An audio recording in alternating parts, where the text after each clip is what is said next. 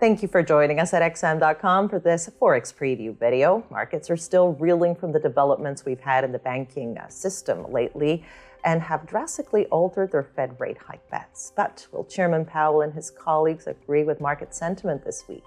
I'm Cristina Marujos. With me today is our senior investment analyst, Marios Hadjikyriacos. Marios, the much-anticipated FOMC meeting is coming up on Wednesday, and although markets expect a change in tune by the Fed, inflation is still too high. So what are we likely to see at the meeting this week? Hello, Christina. It has certainly been a very busy week. In fact, a busy weekend as well. We got news over the weekend that UBS will buy Credit Suisse, but the news didn't really help the markets. In fact, the markets seem even more stressed than previously. And heading into this week's Fed meeting, well, investors are thinking that the Fed will most probably pause its rate hike cycle. So if we look at market pricing, the market right now is pricing in about a 60% chance for nothing at all from the Fed and a 40% chance for a rate increase. And something that is equally important, the market is pricing in heavy rate cuts for the summer. So the thinking behind all of this is the Fed has raised interest rates too far, too fast. That has brought the banking sector to a breaking point, essentially. And market participants are betting that the Fed will probably stop raising rates and ultimately, in a sense, turn around with its tail between its legs and start cutting interest rates by the summer. Now, I think the speculation is overblown.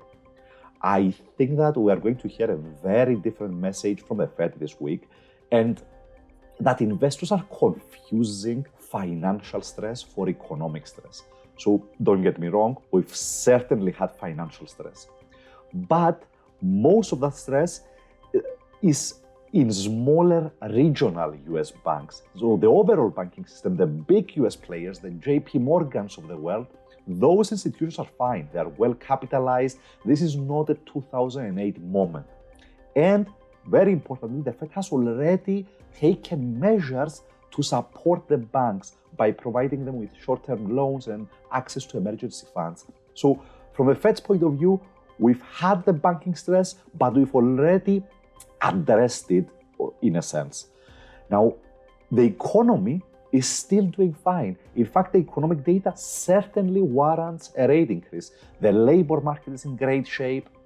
The inflation is still pretty hot. Consumption is quite decent.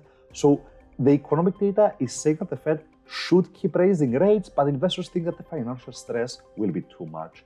So in my view, what the Fed is going to say this week is going to be very similar to what the European Central Bank said last week, which was interest rates are there to control inflation. If banking stress arises, then we have different tools to deal with that, the liquidity tools and so on. So I'm looking for a rate increase, Christina, and considering how the market is priced in at the moment, that could be quite a shock. It's going to be an interesting meeting, that's for sure. Let's turn to the market reaction as well now, Marios. The dollar hasn't been able to gain much from safe haven flows during this banking turmoil. So how could it perform this week? I think it's going to be a very good week for the dollar. And the argument is the following. The dollar is likely to gain on the rate increase itself, but it might enjoy further support from the Fed's interest rate projections.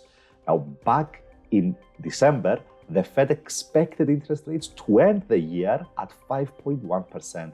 And since then, Chairman Powell told us maybe interest rates need to go even higher than that. Now, as we speak today, Christina, the market is pricing in interest rates to end the year at 3.7%. That is a huge gap between Fed guidance and market pricing. And if I'm right, and the Fed says, look, we have to keep raising rates because inflation is too hot, that gap is going to close, and I think it's going to be market pricing coming up to meet Fed projections.